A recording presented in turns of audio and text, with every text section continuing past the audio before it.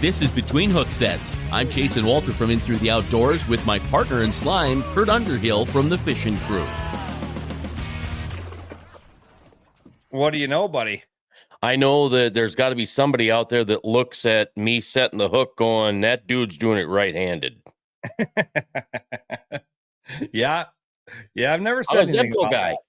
You know, speaking of Zebco, you know, we only saw like 25% of the entire expo, right? Yeah. Wow. How did we miss the low-budget live party? How did that happen? I didn't even know that was a thing till you just told me. Yeah, I found that out today too. But we had a ton of fun at the Vexus party. Yes, at Kane's Ballroom. It was amazing. I can't let go of Kane's Ballroom at all. It's nuts. Yeah, it was a fun time down there. But man, we got a lot of stuff tonight. We got a lot of stuff this week. We're in the first tournament is this weekend. We're going to get into that a little later. We're going to bring Adam on so we don't keep him on too long in the waiting room, but we're going to bring Adam on and then we'll dive into talk about what's going to happen with Chamberlain, what it's shaping up looking like. I know I've fielded tons and tons of questions about weather. So we'll bring Adam on, we'll chat with him, and then we'll get back to that when we're done with Adam. So how are we doing tonight? I'm good. How are you guys? We're doing all right. Thanks for joining. Kelmerton. Another Wisconsin boy. Oh, yeah. Here we go. Wisconsin's the state. Boy, I'll tell you what. It sure seems to be. I'm going to share this picture quick just because I can. Plus, I have to itch my nose, and it's a great excuse to be able to itch my nose. You were all into the autographs there in the staging area. Yeah, the kids love that. It's the least I can do. They cleaned my boat for me at the end of the day. Well, you know, that was really the fun part of being back in the staging area with Jace Peterson was finding out about, you know, all the stuff that goes on back there. There's a lot of work that gets done. Those kids are scrubbing boats like crazy, getting all the dust off of them, and I don't think people see that. No, they're quick too. I think like 30 seconds, like your boat's clean. Nice. I asked one of the teams, I'm like, you guys just want to travel with me this year? Like, job offer for you. So since we're a bunch of northern boys here and a lot of people don't know, Adam fished the Bassmaster Classic, and as he said on stage day one, I'm just a walleye guide, and he ended up second overall. So he did us walleye guys very, very proud down at the Classic. And Adam, go into Adam Rasmussen a little bit for us, where you're from, how you got to where you are now. Yeah, so I grew up in Stevens Point, Wisconsin, central Wisconsin, on the Wisconsin River. Basically started guiding right out of high school. And mainly that consisted of walleye fishing and a little bit of muskie fishing, and grew up doing that. If I had some free time, I'd go bass fishing, and never really got crazy into it until, I'd say like 2020, I got serious about it. But just never had enough time to, go do what I'm doing now. So grew up on the river, and then what's been, I'd say about 8 years now that I've been guiding over on the Bay of Green Bay, Lake Michigan. I had an opportunity to run a salmon boat over here. And then that led into me eventually moving here to Sturgeon Bay. And now I guide walleyes, bass, trout, and salmon full time, plus ice fish in the wintertime. That's awesome. But I have to ask, if you're really from Wisconsin, you said muskie fishing, not muskie hunting. Yeah. As a kid, I was told a program director in rugby at the first radio station I worked at said that he was from Chetek, Wisconsin. And I said, oh, muskie country. I'd love to go muskie fishing. No, we muskie hunt. Yeah. So just forever, it's always, I always just thought that everybody from Wisconsin said muskie hunting. So they're really easy to catch. Every time you go, you boat one. It's right. Every 10,000 casts. It's just that simple. Unless you're with Adam, it sounds like. So book your muskie guided trips with Adam because it's every cast. Yeah. Oh, yeah. Not anymore. I gave it up because it's too many casts, too much work. So you guided up there, and then you made the jump. Is this you're fishing the full elite or the opens? You're doing the EQ to try to qualify. How did you make classic? And how did you get to where? How did you change and transition? And what was the reasoning for that change and transition? So I started doing the opens. I did 2 divisions in 2021, and I've been doing all 9 ever since then. There's 9 tournaments each season through the opens. I just got to the point where I'm like, man, I was talking to my wife about it. I'm like, I've done a lot of cool stuff in my time, and I'd really like to fish a classic, and I'd like to fish on the Elite Series before I'm too old to do it. So just jumped into it, knew nothing about fishing down south. I just took everything that I've learned from being a multi-species fisherman and adapted it to fishing down south. And the first couple of years were a little tougher, but last year I won the Lake Wheeler event, which when you win an open, that qualifies you for the classic. So qualified for the classic, won an open, which is probably the most difficult thing in the bass fishing world you can do. It's not easy. You got 225 guys that are really good that you're competing against. The stars kind of have to align to put everything together for 3 days and win one of those. So I won that, qualified. Then so be it. I had a week to waste in between tournaments this year, so I jumped in they had a nation qualifier on Lake Eufaula, and I fished there last year. That's where our first open was. And I'm like, man, I'd like to go back and just get some redemption on that lake because I got my ass whooped. So I got in that tournament. Didn't have a lot of time to practice. I think I had like a day and a half or 2 days. Anyway, long story short, I won that thing by like 11 pounds. So I'm like, well, this is cool. Like I've had 2 wins in less than 1 year with BASS. And then the classic comes up. Never really thought about it until I got there. Just didn't want to put any pressure on myself. And I said, I'm going to go enjoy it and have fun. And that's what I did. And yeah, we came close to stealing the deal. Ended up in second, my very first classic. You didn't hoist the trophy, but as far as I'm concerned, from where you came from, going through the opens and how tough that is, you won it all in second place, even because you had no experience in it, and all of a sudden, boom, here you are at number 2. And I'm not going to take away from Hamner time and what Justin did. That was amazing, but what you did to get to number 2 is unbelievable. Yeah, like I don't really count it as a win, but everybody's said the same thing. They're like, man, like you did good. Like nobody even knew anything about you, and you took second. So yeah, you could have been there and you could have placed 56th, and it still would have been cool. But second place, yeah, I can't argue with that. Yeah, it's a win. You know, no matter how you do the math and make the numbers work for you, it's still a big, huge win. And I wonder if it was Jay Coomer that had an interview with you. You said something about Al being your all-time hero. I think that's a great story too.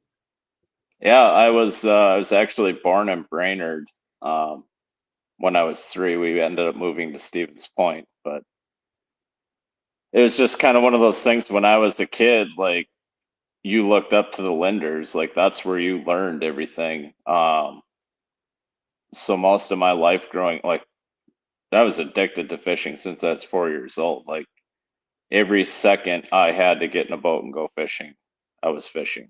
I'd take my boat to high school with me, like sneak out of class at noon and go put the boat in the river and go fishing. Yeah, like, I love that. It got a little out of control, but yeah. So like, I've always looked up to the lenders and Al Linder, like just as being that's who you learned from when I grew up. And then obviously some other people came in after that, but that's where I got a lot of my knowledge about, walleye fishing and bass fishing, muskie fishing. I mean, they did all of it.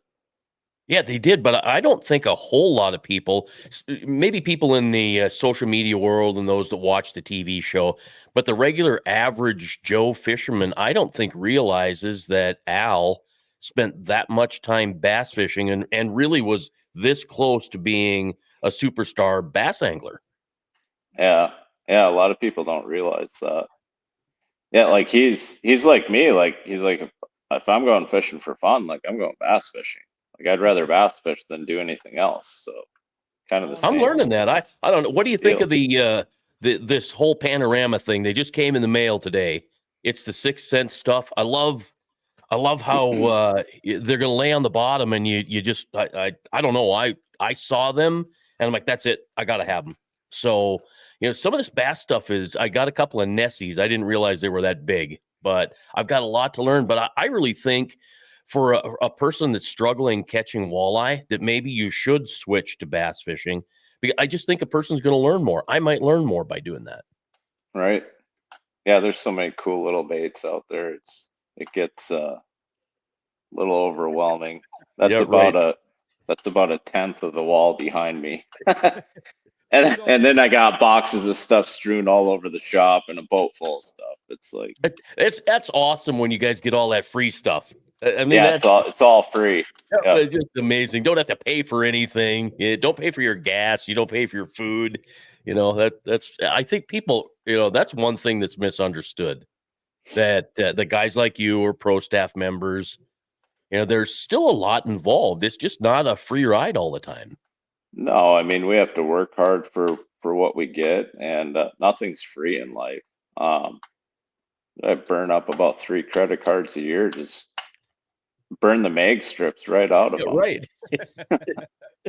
So, going back to the tackle stuff, we're learning there's a lot more techniques that bass guys do that we can target walleyes with, especially with the forward-facing sonar. Are you bringing any of your maybe walleye techniques? Usually we're dragging or trolling or whatever, but are you bringing any of those techniques? Have you seen any stuff that from walleye fishing that has helped you in the bass world?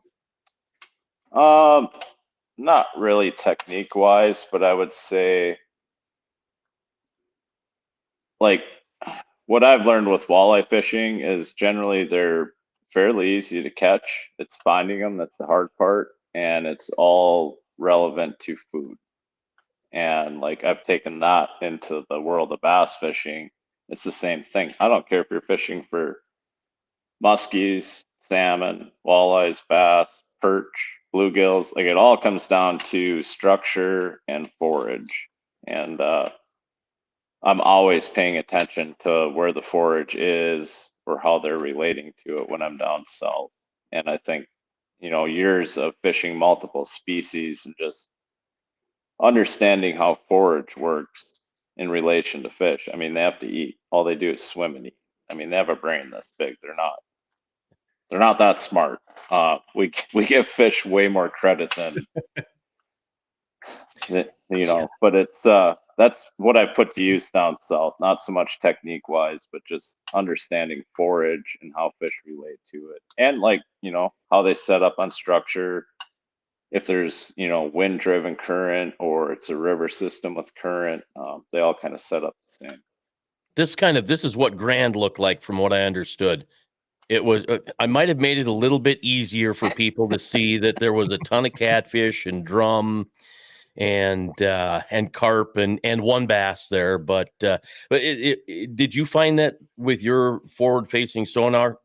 Sorry, I said the word or the words. Did you find it was hard to tell what you were tossing bait at because of all of the rough fish?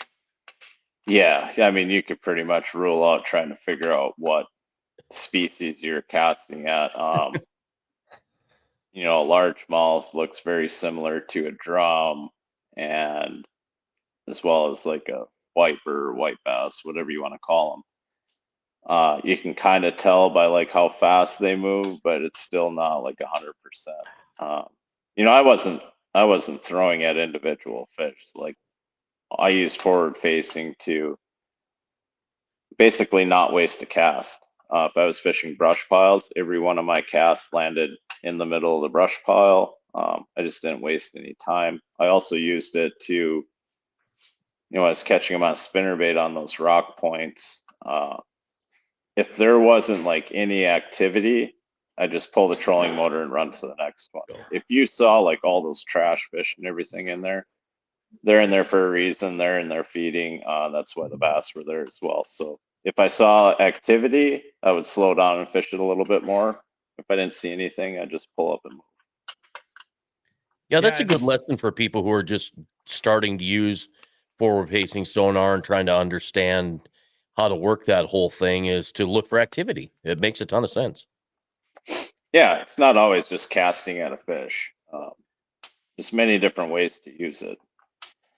And a lot of people are like, oh man, he's like, guys are just staring at their screens. If I didn't have it, I'd still be staring at my Mega 360. Like I'm staring at a GPS. I'm staring at something all the time when I'm fishing. Yeah, that's what I never understood. You see a picture before forward facing and the guys are looking down and casting. And now you see a picture after forward facing and they're doing the same thing. So I don't get why people think it changed the sport for less entertainment, because it's the same thing. Yeah, nothing has ever changed. Go back and watch a Bassmaster video from 20 years ago. Guess what? You see the guy's back all day long. Early Hank Parker. Go back and look at early Hank Parker. Yeah, you see it from the back. Yeah. It doesn't matter. Pick any one of those guys. If you're lucky to find some pictures of Mark Stevenson, you're looking at his back. Yeah. And this one popped up. This thing kind of, and I'm like, why do people have to do this whole thing? And I realize here that, it says no asterisk needed. Why would anybody even think that we would put an asterisk on this year's Bassmaster Classic champion because of forward-facing sonar? Yeah. Some people think you're not winning if you're not actually winning if you're using forward-facing sonar. There's no skill involved. I mean, you just, look, there's a bass, you cast at it, it bites your lure, and you bring it to the boat. Like that, it's not even close to being the case. I can tell you I own one and I still don't catch more fish. It honestly, like, it can hurt you sometimes. Like, you still have to understand fish. Like, you can stare at them all day long, but if they're not in the mood of feeding, they're not going to bite. Like, you can sit there all day long if you want. That doesn't mean you're going to catch them. Well, you can look at, there's some fish down here. Gosh, I wonder what they are. Are they walleye? Are they catfish? Are they drum? Are they bass? Are they perch? You see the marks, and like you said earlier, you get to learn their movements and how fast they move. And those are clues whether you're looking at, for me, walleye or perch for the most part up here. So it's not as easy as people think it is. It isn't just turn it on and catch fish.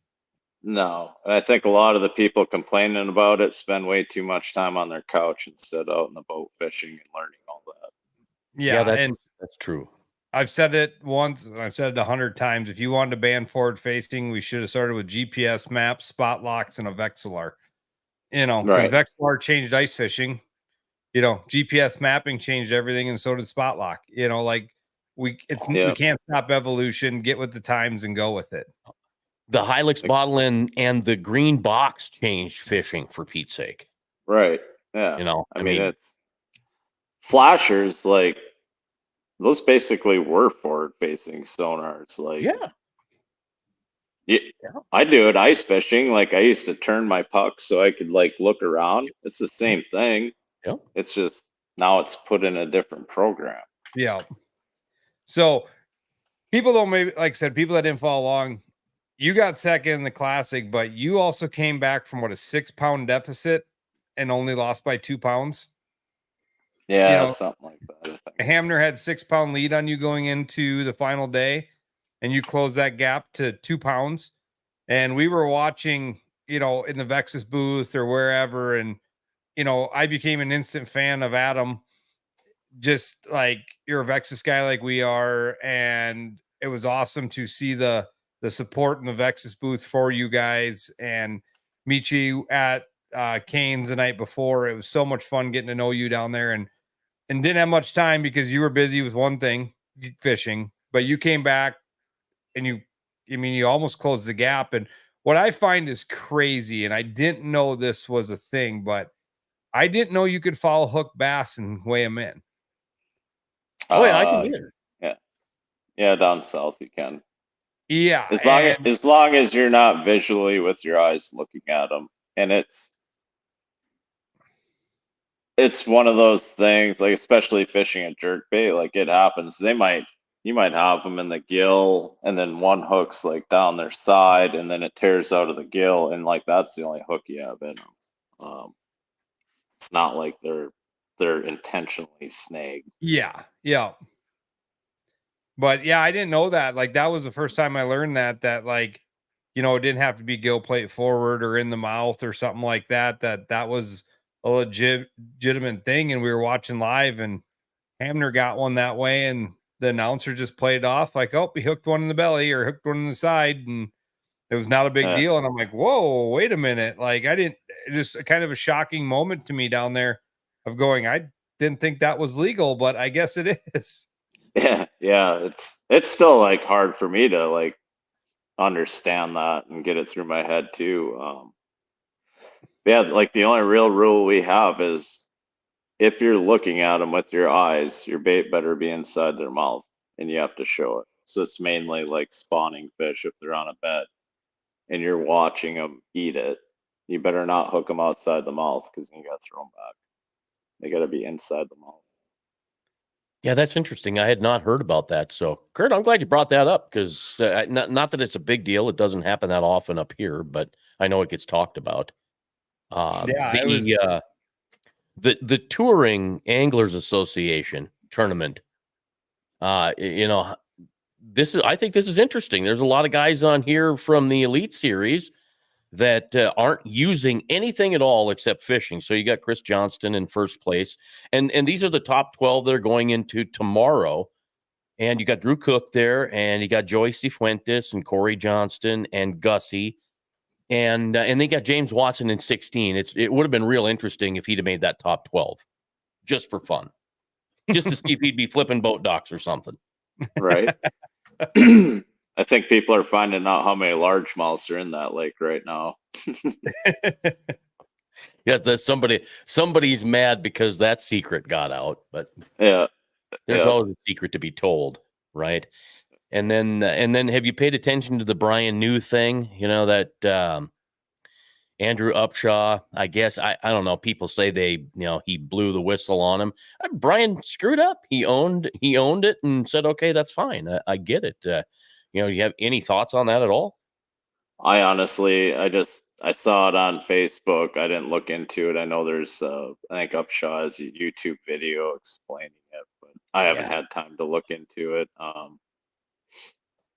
Seems like it was a legit thing, and people fessed up to it that needed to. And well, I guess in from Upshaw's eyes, he said, well, it's up to us to tell tournament directors and tournament officials what we see and what's going on to keep things honest. So, I guess it's good that we're keeping things honest, because maybe there's a guy that doesn't have his life jacket on, doesn't have his cord hooked up, and they're just like, oh, well, whatever. Well, those are the rules, though.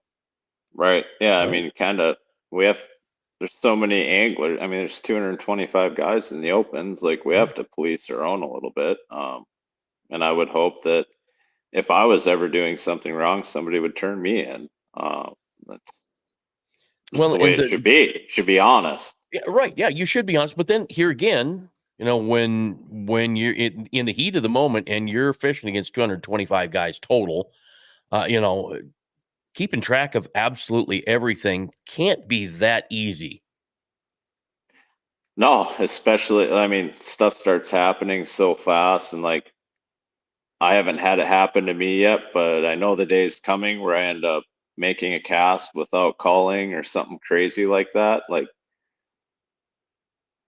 I've seen so many videos and tournaments where guys have done it. It's always in the back of my head. Like, I'll go back like 3 times and look in the live well before I'll hop up and make a cast. It's like, okay, 1, 2, 3, 5.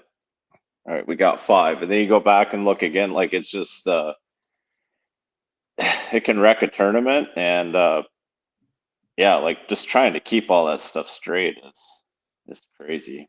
Well, and that's But, what I think non-tournament anglers don't understand is it's more than catching fish. It's time management. It's, you've got to know what time you got to be back in, how long it takes you to make sure you put your life jackets on, to all the little things that go into it. I mean, there is so much more than just getting in your boat and going fishing for that. yeah, absolutely. Want to be like disrespecting other guys around you too.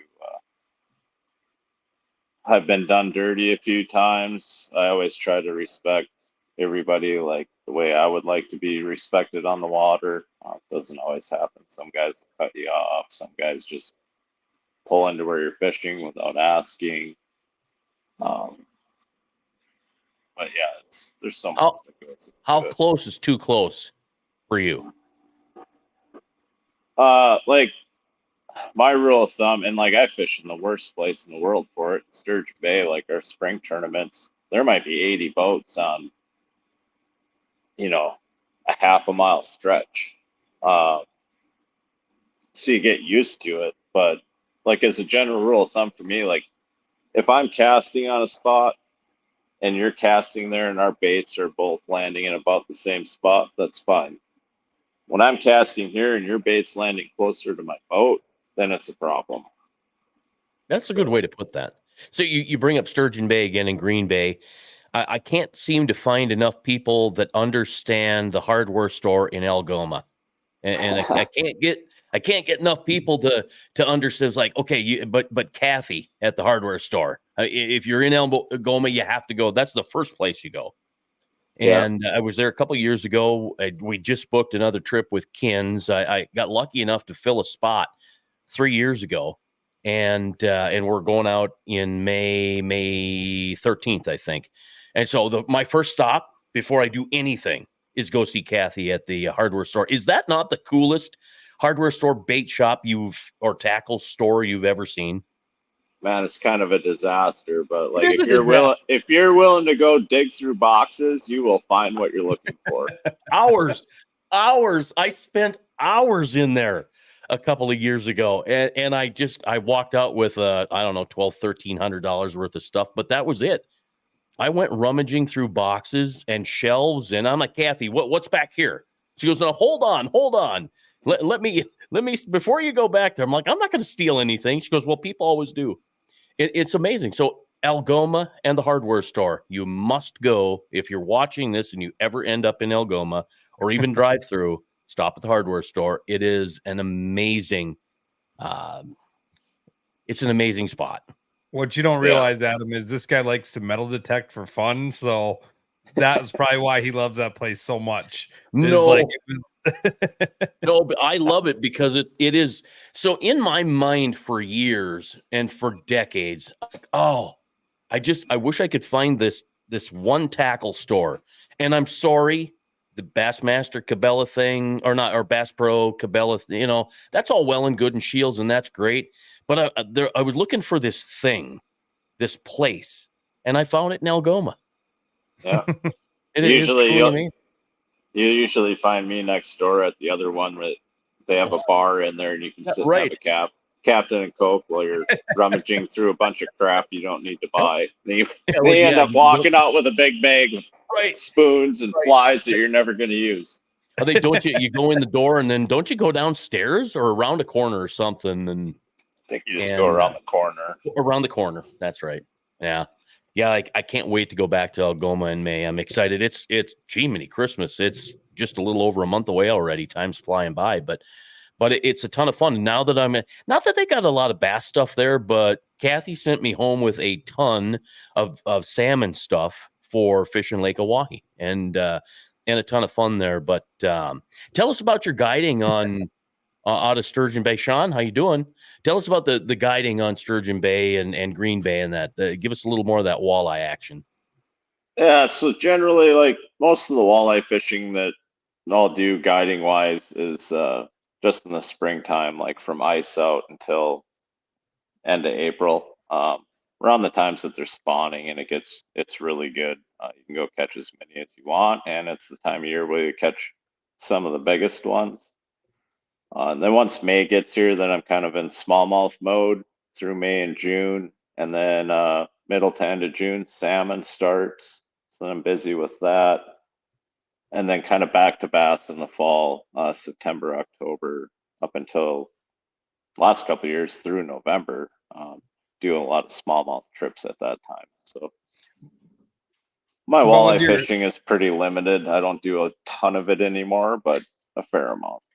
Well, with your open schedule, that's got to be hard to juggle because there isn't many opens up in the Northern Division. There's, they got the Northern Swing, but this time of year, you got to be down south and, fishing all them different ones down there.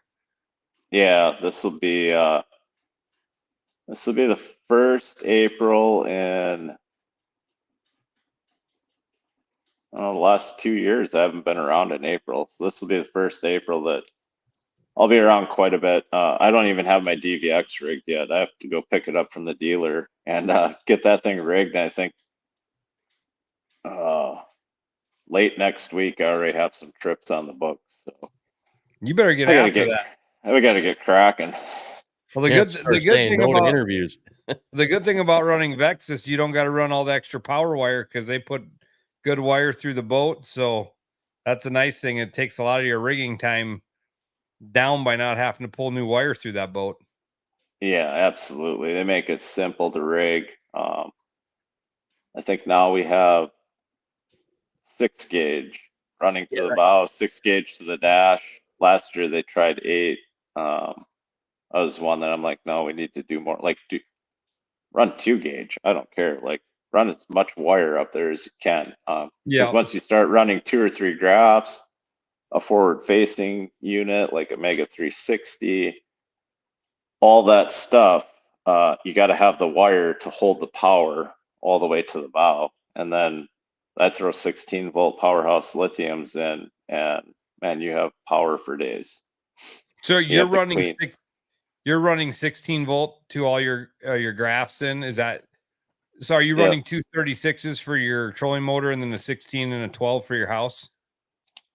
I run like in my DVX this year, I'll have 2 AGM cranking batteries to run that Verado and the pump and all the live well pumps. All my electronics run on a 16-volt, 100 amp hour, and then my trolling motor will be hooked to 236-volt, 40 amp hour, and I just hook those in parallel. And the cool thing with like the powerhouses too, they have the run and gun charger, so you can, anytime your big motor is running, you're charging those batteries, your 16 volts and 36s. And there's a switch system too. So like if your 16 volt ever died, I can flip a switch, then it goes to my AGM batteries and runs all my graphs off of that. So like everything is kind of doubled up. With a 100 amp hour 16 volt, have you ever killed it?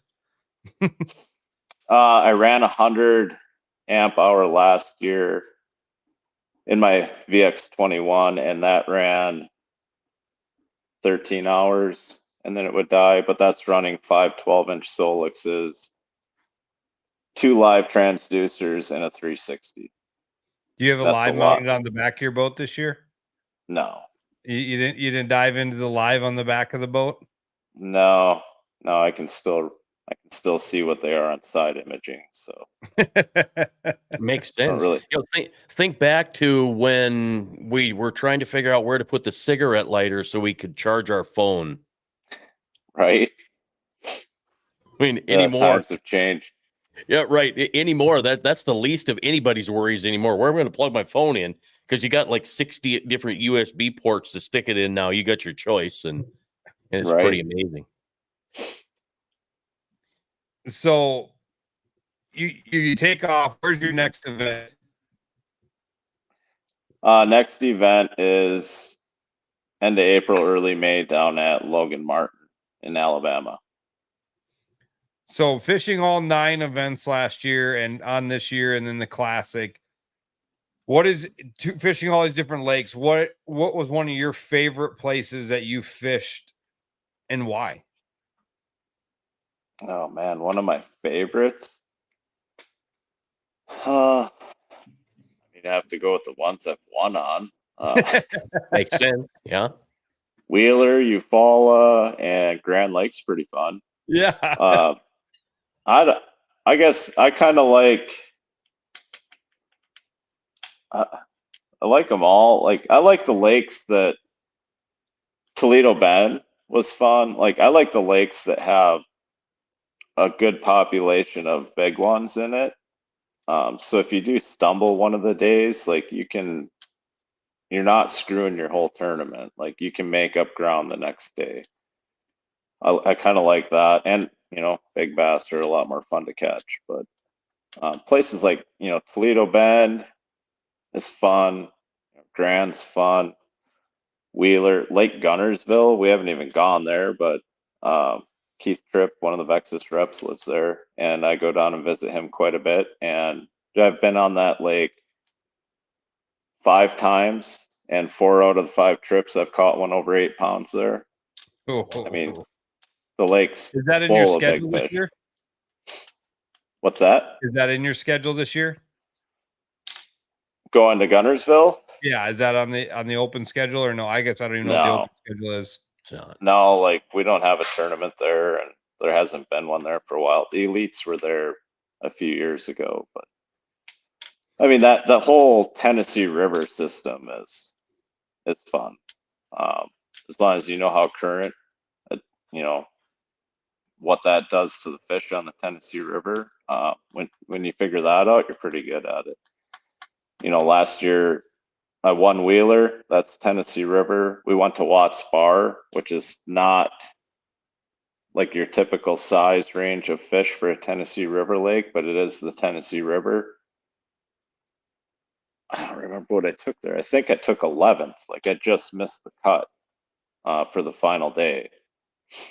And it was Tennessee River. Like I'd love all of them to be on the Tennessee River. I usually do pretty well. So how do you feel about making the elites next year? Man, it'd be cool if I did.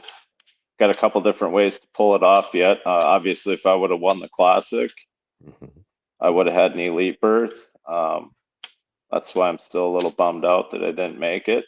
I'm sitting in 90th in points for the Opens, which is way less than ideal. However, this year, the first 3 tournaments, things have been shook up quite a bit. So I'm not that far out of it numbers wise. So we just got to get everything together, maybe a couple top 10s, a couple top 20s, and a couple checks. I think we'll be okay. And then that nation championship in November, the winner of that gets an elite berth as well. So we still have a couple chances to get there. And if I don't, we're going to try it next year. If it doesn't happen next year, we're going to do it the year after that, and the year after that, and the year after that, till I make it. So you got about to want to drive back into that arena. What was, I mean, to the Classic, you've, like I said, you won some Opens, you won some tournaments in your career, but what was it like driving into that arena, coming into your song? Like, what was that like? it's the coolest thing in the world. Like that. I never thought it would be like that, but man, the whole week. And then like when you go in and they open the curtains and everybody's cheering and there's like not an open seat in the place, it's bone chilling. Like they'll give you goosebumps. It is absolutely the coolest thing I've ever experienced in my life. I want to get back. Like that made me super bummed out if I'm not fishing in the 2025 Bassmaster Classic. Yeah, well we want to walking on stage to Mercer. What's that? I mean, walking on stage and walking up and talking with Dave Mercer. That's got to be a big deal too. Yeah, like the Super 6 the last day when like he's this far from my face, like yelling in my face. It's crazy. And what still blows my mind about Mercer is the first time they came to Hawaii, the Elite Series.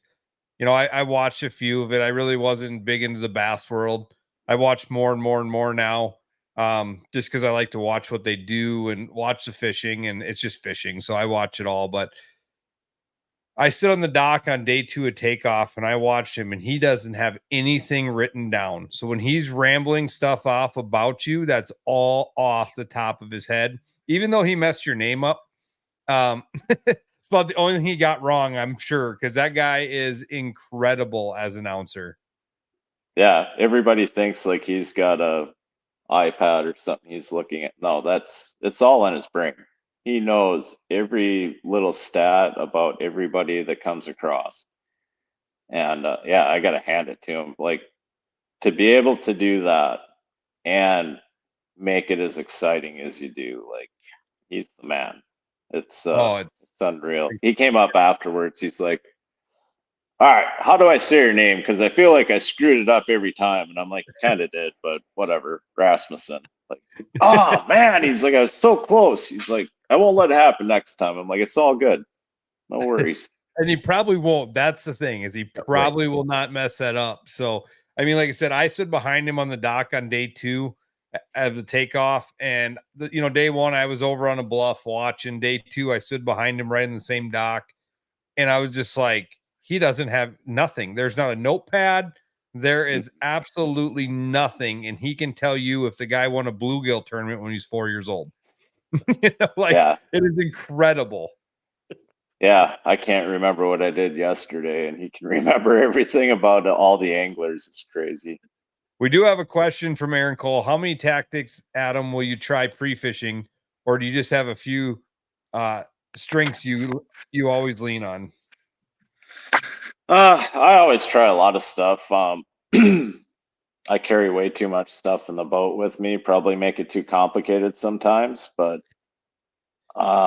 during practice, I will always go and try like some off the wall stuff that I think may work at that time of year where we are. All else fails and I'm struggling, like, I'll go back to some simple stuff. Like, the big one is like just throwing a jig. You can catch fish on a jig anywhere you go. And depending on the type of jig, like walleye fishing, everywhere you go walleye fishing, you can catch them on a jig. Bass fishing is the same thing. Jig's a little different, skirted and has a trailer on it, whatever. But usually, like, if I can get to the point where I can catch them on a jig, like, that's how I'm going to do it, because A, when they eat a jig, you have one hook getting driven through their head and they don't come off. I guess that's it. A, you're gonna catch all. Yeah, you're gonna catch every one that bites. This is a good question. Tom Seberg has a question. If you only had 2 colors, what would they be? Brown or green. Brown or green? Brown or green pumpkin. Maybe black and blue once in a while. Not white. Oh, that's really hard to see with a reflection. I don't know, these new panorama things from Sixth Sense just really they kind of catch my eye. Are you into this fun stuff, crazy stuff, or do you just stick to the basics for the most part? To the basics for the most part. I don't have a lot of time. Like, a lot of people think like I go down south and I get all this time to go learn and fish. And no, I go down south when I have a tournament, and maybe spend 10 weeks a year down there. That's it. So I don't have a lot of time to mess around with stuff. Although I do buy a lot of it. I just don't. You make like three casts with it and you're like, whatever. Like, I'll probably make 2 casts with that. Throw it to the side. Like, there's stuff laying all over here that I bought, and it's like, if you don't get bid on it right away, you don't have confidence. Do you ever go back to the banjo minnow? I've never owned a banjo minnow. I had a buddy when we were growing up. I remember he didn't fish much. He came fishing with me and my dad. I was, we were 10, 11 years old, and he got the banjo minnow off of TV, and he thought, my dad's like, don't even put that thing in my boat. What are you doing? So, if you had to fish a tournament Adam's way, what would that be? Like if you could go to your ideal setting and fish your tournament the way you want to fish, are you going to be inshore, offshore? What would it be? I'll be offshore, staring at my graphs. So staring when at you're my I'll be offshore staring at my 360, maybe throwing a little Mega Live into it, and definitely staring at my map, like fishing sweet spots. And I'm either going to throw a jig, like a 10-inch worm, a DT 10, 16, 20, depending on the depth. Maybe get a little crazy and throw a big spoon. But that's kind of like, that's how I like to fish. Like if I can fish offshore and catch them on little sweet spots, spend my entire time graphing and staring at my hummingbirds and just marking all the schools of fish and sweet spots and not knowing what you're going to catch until the tournament. That's when it's fun. It kind of happened at Wheeler, and then Lake Eufaula this spring was all that. Like I maybe made 40 casts during practice. That was it. Just enough to be like, yep, okay, they're bass. Cool. They're eating a DT20 and they're eating a jig. Good enough. I'm going to go mark 300 spots that could potentially be good, and then start fishing on day one. Well, I heard, one guy, I can't remember who said at the Classic, he just ran out of brush piles. That was his looking. He was going to fish brush piles, and he just ran out of brush piles. Obviously you probably didn't run out of a spot, or were spots reloading for you during that, or? Yeah, like the creek I was in, like there's so many fish in that creek that they were moving, definitely moving every day. First day I caught them up in like 4 to 6 foot, where I thought I was going to be out in like 15 to possibly even 20. So it took me a little while to figure it out, but I knew things were changing. So sun came out, all those shallow ones bit. Second day, it was really cold in the morning. Had to slide out. I think I caught most of them that day in like 8 to 10. They just backed out a little bit. And then the final day, every one I caught was in 8 to 12 on a brush pile. And I know they were all worried about the wind coming up, but everybody kept telling me Adam hopes it blows 40. Oh man, it wasn't even blowing that hard. It was on shore waiting for takeoff, but other than that, yeah, we froze that morning. But so the wind wasn't really that bad, but you and there are quite a few guys that would rather fish in the wind. So is that wind better for offshore fishing deeper water? No, I think it actually makes it more of a challenge. Wind is good if you're up on the bank and you're throwing a moving bait and you can just cover water and the fish get more active, but it can hinder you when you're out offshore trying to make, precise casts and hold the boat. But spot lock definitely takes care of a lot of that. That makes life a lot easier. I honestly I don't like fishing in the wind, but I know it makes fish bite better, and you just put your head down and deal with it. And where I live, we always have to deal with the wind. So if I have to deal with the wind, I'm very good at it. I just, if I was going to go fun fishing and it's going to blow 10 miles an hour today and tomorrow it's going to blow 25, I'm going today instead of tomorrow if I have a choice. Yeah. So. We got another question from Johnny Candle. Do you find it challenging to change your mindset between guiding and tournament fishing? Most guide trips seem to be focused on numbers of fish, while tournaments are on big bites, the biggest bites possible. Yeah, absolutely. Like guiding, you're just trying to put your customers on as many fish as you can. There's very few cases where you have customers that they're like, we don't care about the numbers. We just want to crack at a big one. Very few people ever come in the boat and say that. And the ones that do are usually repeats of mine that have came with several times. And they're like, okay, like we've caught hundreds of bass. Like I want to catch a 7-pounder.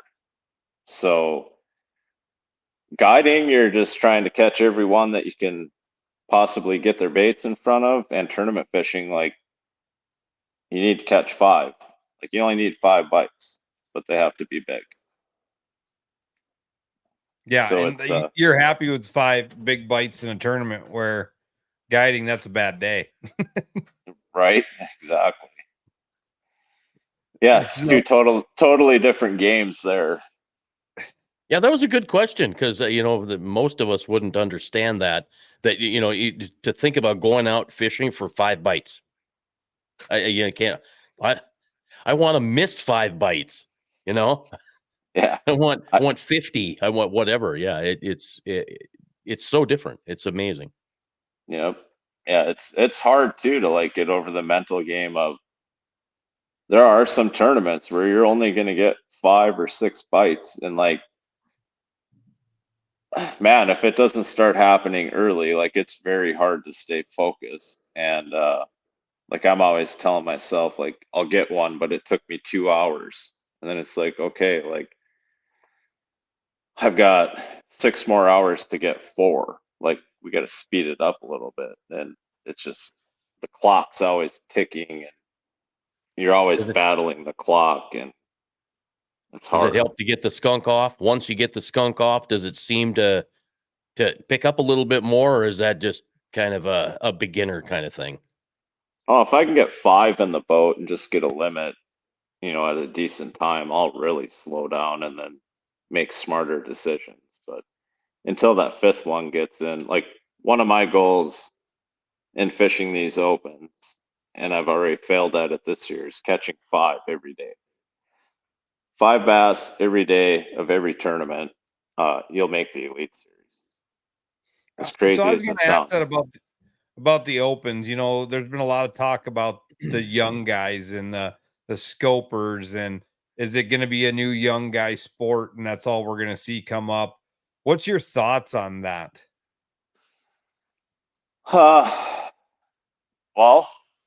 the young guys have all the time.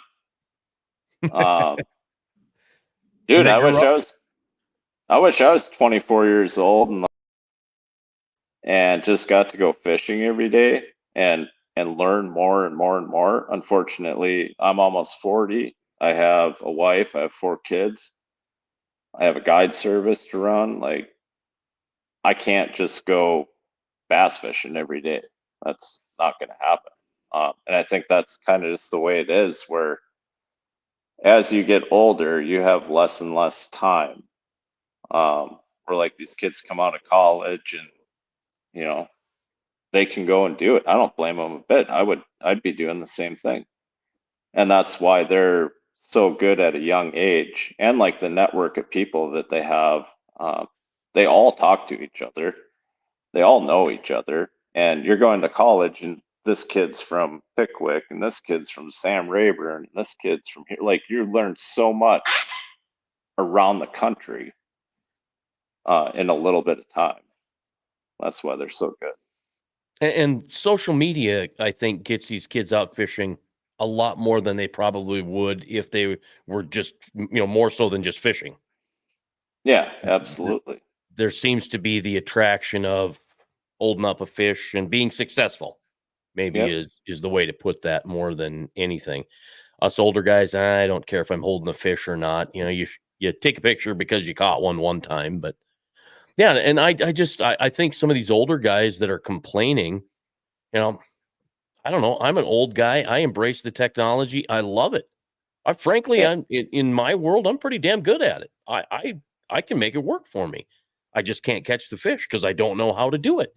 But I can use, and here again, see, here's the deal.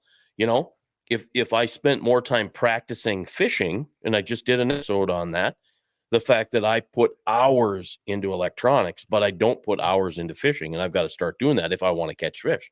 So all these old guys that are complaining, just do it. Just shut up and do it. Yeah, that's all. Put your time in. That's all you can do. Yeah. I'm surprised for, for grown men. It's just a little bit too much whining, a little bit too much poor me kind of thing. And I'm 60, so I can say it. If they want to get mad at me, go ahead. But I'm just saying, being old is a piss poor excuse for letting live sonar pass you by. So just come on, fish. Yeah. Yeah, any of it. Everybody with the "it's a young man's sport" comments and Yeah, I get so sick of hearing that. whatever. Well, I'm fat. 40, I'm 40 fat, is the out new of 20, shape. buddy. Yeah, I'm fat, out of shape, drink too many beer, and smoke too many cigarettes, but I'm doing it. Like, it's not that bad. Yeah, no, it's a way. It's the way things are. That's I just mean, it all comes down to whether you want it bad enough or not. If you want something bad enough and you put your head down and you grind and you get kicked in the teeth, knocked down, get your ass back up and keep doing it, eventually you succeed. Like, there's So no magic recipe to any of it. That's life in general. right. So I usually try to ask, because we're getting towards the end of the show here, I usually try to ask, like, what would you give for a tip? But you pretty much did it. But let me change that up. What would you say to somebody that's at their, like, what they think their rock bottom lowest point is? And because you've probably been there in your career, maybe more than once, Well, what what is your tip to get out of that and keep going? dude, suck it up and get back out there. Because sitting there complaining about it, whining about it, that's gonna do nothing. You just need to. Dude, it's happened to me more times than I can count in my career. Whether it could be like from a bad streak of guide trips, or having a bad tournament, just having a bad day in general. Everything is going wrong. My boat's broke. Like, whatever it may be, like, you just get over it. It's done. There's nothing you can do about it. Learn from it and, try not to let it happen again. So Just get back out there and do it. you spurred one more question there. What's worse, a bad tournament day or a bad day of guiding? Ooh. Bad day at guiding, because I got to hear it from two other people. Yep, you got other people pissed at you. If Right. it's a bad tournament, I'm just pissed at myself. Right. If it's a bad day at guiding, I got two guys ready to beat my ass in the parking lot. Like, I figured I knew the answer to that, but it's never. I've had very few people at the end of the day be like, "Oh, well, this isn't what I signed up for. Like, I thought we're gonna go catch a bunch of fish." Most people, like, they understand, like, it's still fishing. I can't magically make them bite. Like, I can give you the most opportunities to catch one. I can't make it bite. That's part of fishing, and a lot of people understand that. World Walleye Champion and owner of Tom Tom's Guide Service said both are no fun. No fun. I agree. So, Adam, it's been great to have you on, man. I look forward to talking to you in the future. Probably run into you at some Vexus events, but we definitely, I'm going to say it now, we will definitely see you next year at Fort Worth, because I don't think you're going to let that fire burn out. You've got some unfinished business, I would say, to come back and try to take that over again. So I got a feeling we will be seeing you in Fort Worth, Texas next year.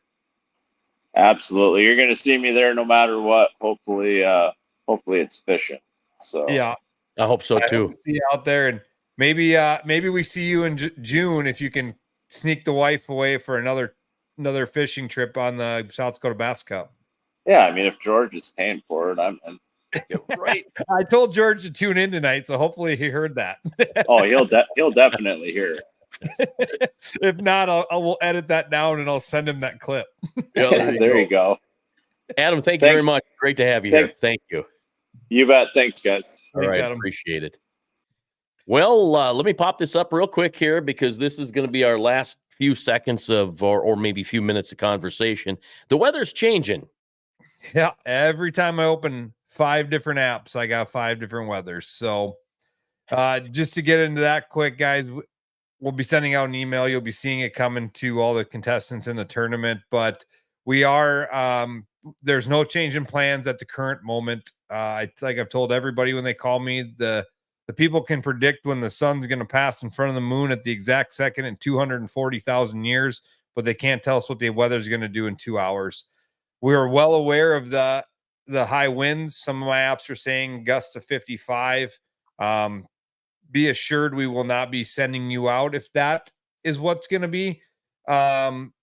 That's what's going to be, but we will not make any decisions until Friday at the earliest.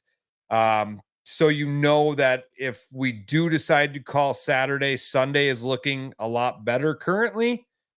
We will go to Sunday one-day shootout. So it'll just go to a Sunday one-day tournament. If you're signed up for the one day only, you're in for the one-day money. If you're signed up for both days, you're in for both day money. So if you're not signed up for both days and you want to get a hold of me, we'll get you in up until tonight. And then if you're not, then you're shooting for the one-day payout. And if you're in it for both days, you get the both day payout. So that's kind of how it's going to work. I've fielded a lot of phone calls, a lot of text messages, and I understand, but it's one of the worst positions to be in as a tournament director. Can't control the weather. You know, guys like, oh, why are you running at the beginning of April? Guess what? The wind blows in July. You know, it is what it is. We can't predict the weather when we set the schedule. So we just got to deal with what Mother Nature throws at us. I did, on an upside note, I've talked with Cedar Shore.